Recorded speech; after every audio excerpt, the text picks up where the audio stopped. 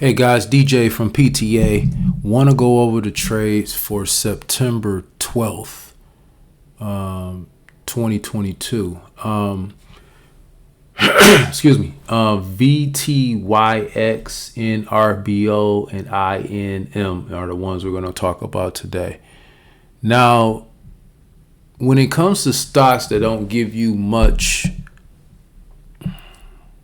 how do I want to say it? Doesn't give you any support or resistant areas, you have to look closely at price action level 2 and the intraday support and resistance. So in particular, what I mean by that is VTYX was a great example of that particularly.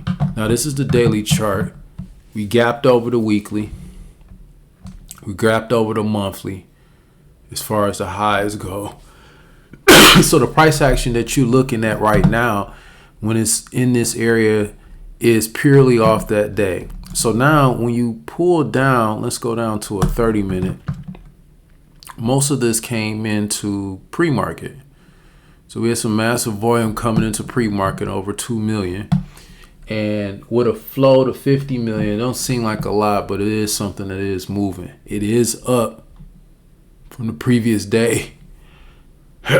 Price range is also up over the range.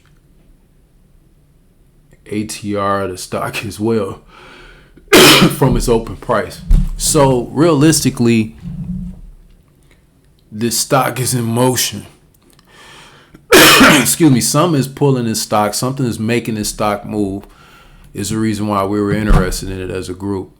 So when I start looking at support and resistance, I always look at the key areas. So first key area was here, right around that 34.75. So remember when it's entry day, we colored purple. So anyway, we got here. Let's break this down to a 5-minute because it looks a little bit different from there. So if you look at this, you can see he rejected, bounced off of it, created a pre-market high, pulled into this same 34.75 area, pulled back, and then created another area here. So you had this run up for A, B, pulled back. This created a nice little C area.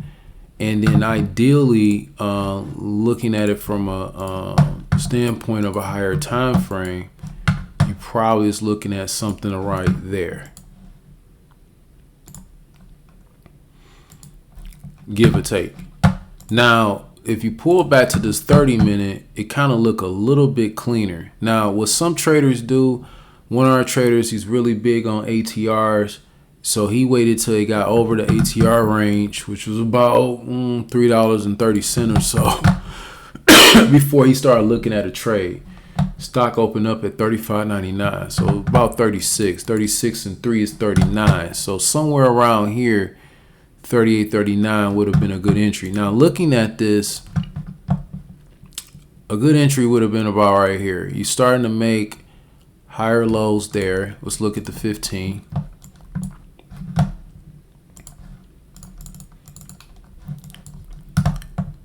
You got higher lows coming into that. So any 5-minute pullback would have been ideal. Okay.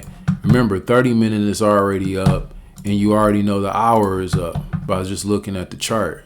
So once we pull off of this red, which was about 39.67, was this pullback on there, we can see that the stock was stepping higher.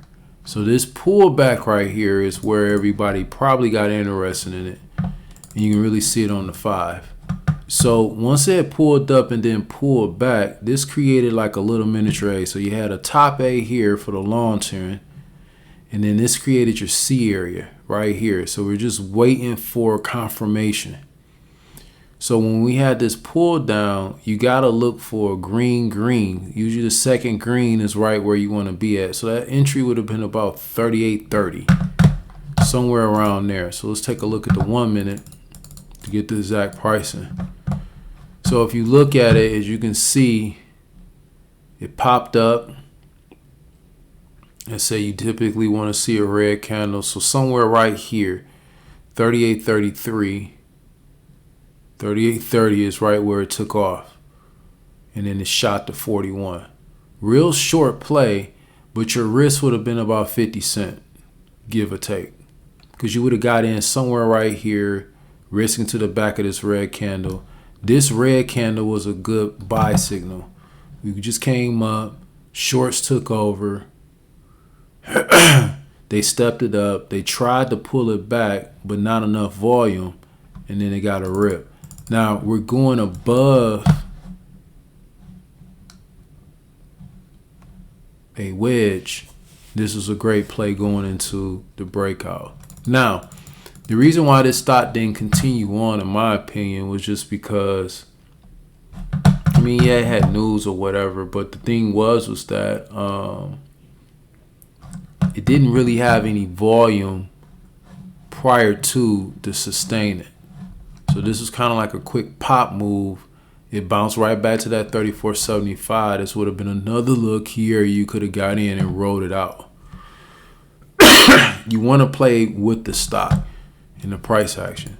So if you're not buying it off of support, you're waiting for some type of pullback into C to get that going. So let me go over that one more time.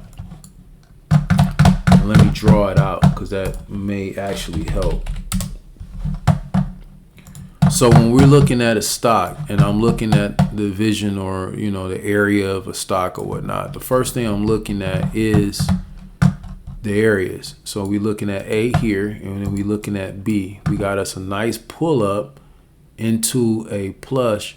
This little area here made it C, and then you're just waiting for confirmation. The confirmation was right there that I was going to go higher. And then as you see, the stock went higher. So key areas to purchase from will be off of B if you're buying it off of pre-market. You have to wait for confirmation to get in off of C, but I like to buy it off the top of the wedge because at that time, it's pushing out all these people here that are in a short position. So let's circle that back to a 15 to kind of show you. So everyone here at this point is being pushed out at 37.30. So you get the little wedge and all that, and then you're just looking for that confirmation. So right there is about where everybody got pushed. But you had to wait for it to confirm. So a lot of times you got to wait for it to reverse. Right here, 9:45 is about the place where it started to turn. We talked about that on other videos. Just check out the other videos to look into that. And then you get your nice little push up into the higher area. Now, because we're making new highs and it wasn't super massive volume. I mean, we only did 15.6 for the day with a 50 float. Now, if the float was like 4, that might have been a different tail story. More people probably would have been looking at it because it had the more aggressive potential to squeeze. So not a bad trade, something you can get into, but not necessarily the end of the world or, death-defying or, a parabolic move. But still, nonetheless, a decent move. Second trade was INM. Okay. This one's a little different because this was actually popping into some resistance and support. So let's take a look at that. This right here is a key area. Right at the top of this candle. So we'll just call that 16. So this being 16, respecting this area, that high was 1620. So 1620, you can see it bounce. It rejected here, pulled down, pulled back into that area, and then dropped down. So we got a lot of people sitting at 16, to say the least. Another area is right here. Got us a big rejection here. We tried to get back up there, reverse. So this will probably be closer to 19 even.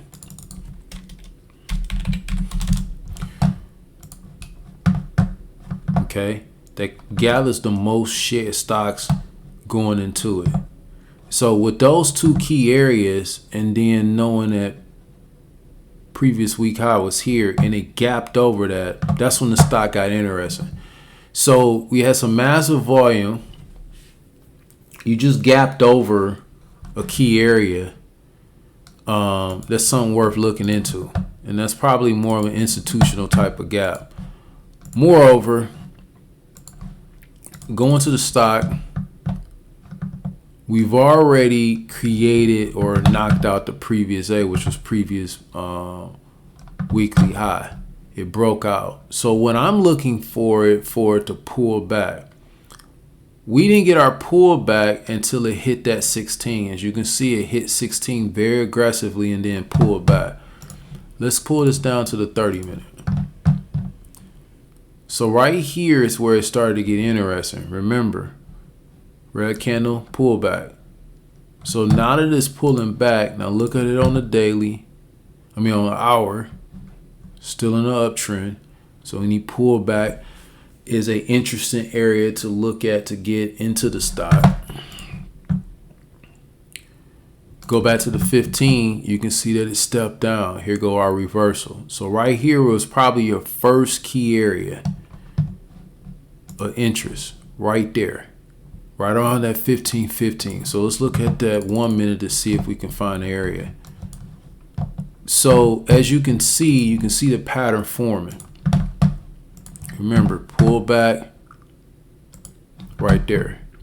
We had us a stepped.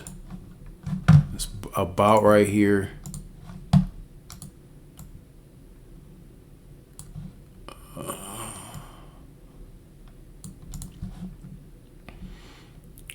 Had us some support right here. So this was considered entry day support.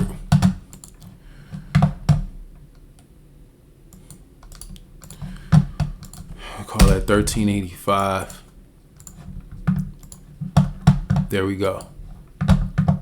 So we got us a bounce. We see that it pulled back up. Remember, that's A. B, bounce, held. We start to get a bit of a curl here with some volume stepping in right over the piece. So I probably would have been looking at it at 1460s, something along that line. So let's pull it back to the 5. Probably off the top of that red candle, risking it here. That's about 1450s. I probably would have pulled in the 1450s, 1460s looking at the chart. We stepped it in right here. We got up, down, pull it off of here. 2 green candles. I'm going into that pressure. I'm going to put my stop loss back here at 14. So 50-cent risk right here into this in this area. Off of the wedge in a continuous pattern going higher. So this 15-minute right here. 1470. So it would have been about right there. 1460s.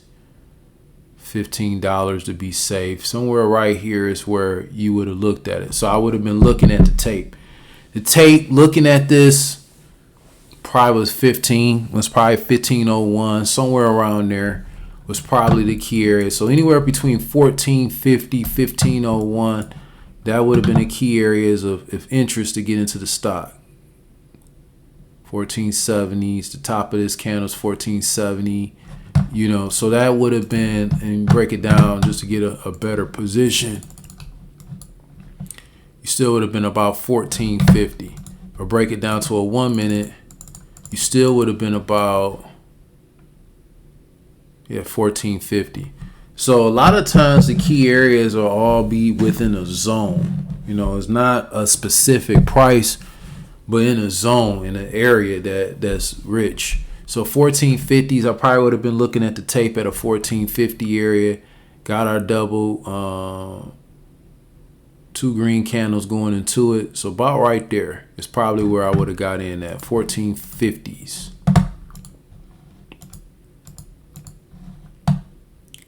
That would have been locking out your 5 minute and your 1 minute right there. So your entry would have probably been right there, more than likely, somewhere right here. Pulled back, and then it just kind of went up. So looking at the 5-minute, just off the higher lows, pretty much was making higher lows up into the 16s.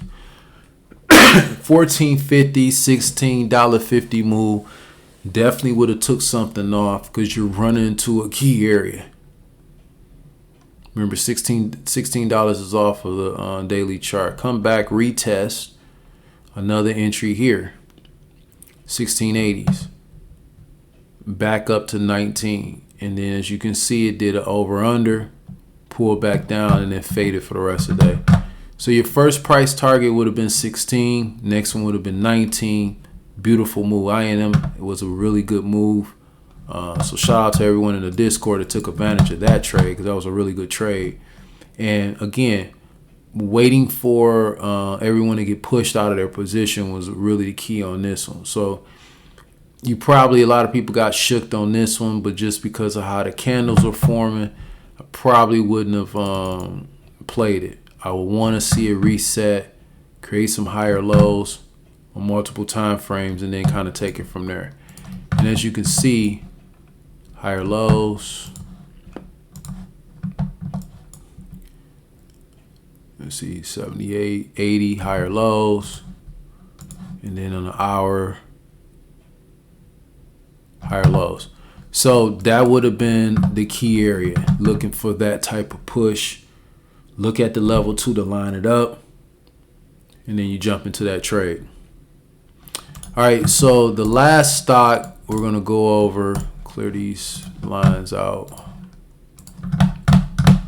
it's NRBO. NRBO rotated its float similar to INM. INM was very massive float. NRB rotated its float as well. But again, NRB was popping into a key area, excuse me. We had some support here. So you would have drew your line somewhere like here. Big rejection. So that 15, we'll just call it 1160.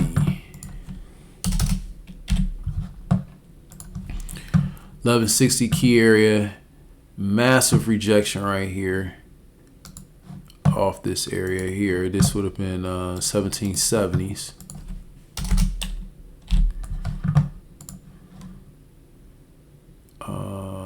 This could have been an area too.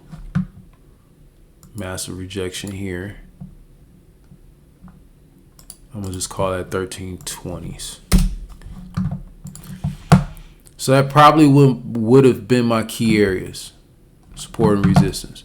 So breaking it down, 5-minute. Now the reason why this is interesting, because just looking at the overall stock, you would have had to wait. And what I mean by that is, when you got this big pull down, let's look at 30-minute. You had this green. What happened is you just started to see it kind of curl. And this is where it trapped everybody at, right here off the 30-minute. So going in, your first entry could have ideally been here. But this was a massive move. It didn't really reach back up for the second wing to here. So you could have got in here. But the problem with that entry is you would have been buying it off of not so much low volume right here. Now we had some volume coming in, but ideally you want to let the stock kind of play out. I like to usually play stocks after it makes an A or some type of daily high, not so much pre-market. You want to see something during the day, because if you've been trading for a while, you'll see stocks kind of make a move in the daily, or make a move throughout the day, and then pre-market and then just sort of collapse.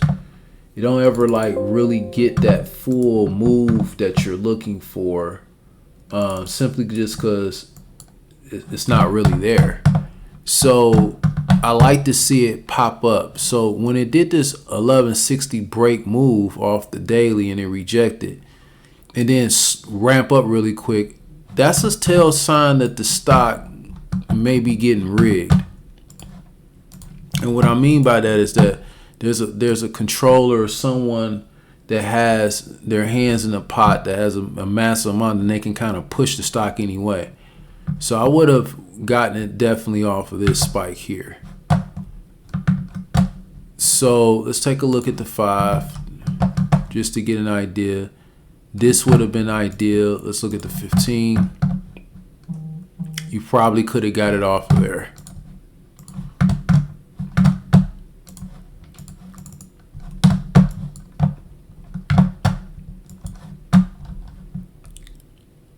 Right there. I probably would have got it somewhere off of 1410. Let's take a look at the 5 real quick. Yeah, probably about 1410, 1414, somewhere right there. And then it just ripped, went to 17. It pulled back. Now this is where it gets interesting because you have to wait.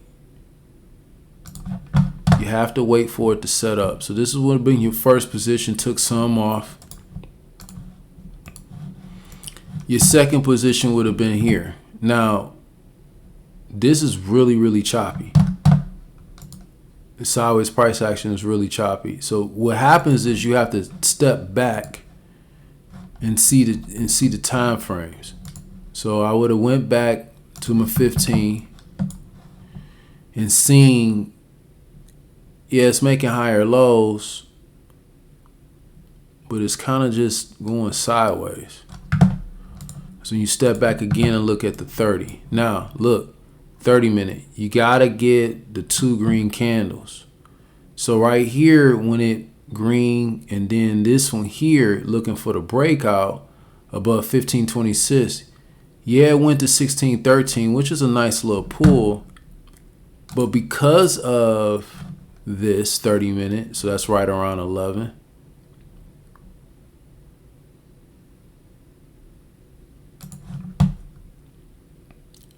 $15 greater higher lows right here at 11, right there off of that 1470 that we talked about, went to 16. You could have got in there. It ran up and then it fell, but I probably wouldn't have did it just because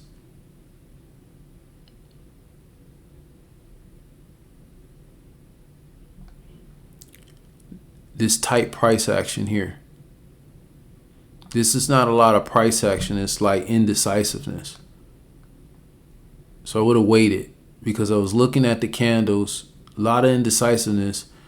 Could have pulled the trigger at 1470. Went to 1670, 17. Nice move. Low risk, only 38 cents, 40 cent risk for a nice dollar so move. And as you can see, it slammed. As soon as it hit there, it slammed. So I know that everybody's sitting somewhere right here. 1570 area right off the top of here. Now some traders would have waited to here because this was the highest zone of the red candles. So right here you would have to look at the level 2 and see if that was going to be a pop.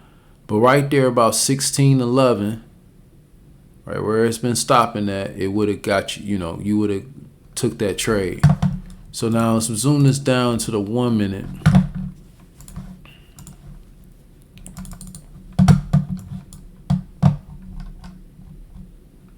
So yeah, you probably would have brought that pop into the 16s. It pulled back, real light, volume, only 3,000. I want to see massive, I want to see 42,000, stuff like that on the 1 minute.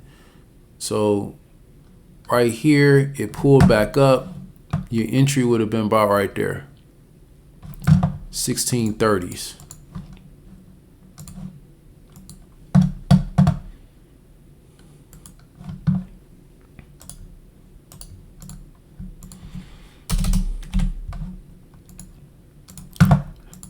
right there. So why is that? Let's go back down to the 5 minute. You want the stock to go up, but you want it to have some exhaustion. See this higher low here? That would have let you know that that was your key area.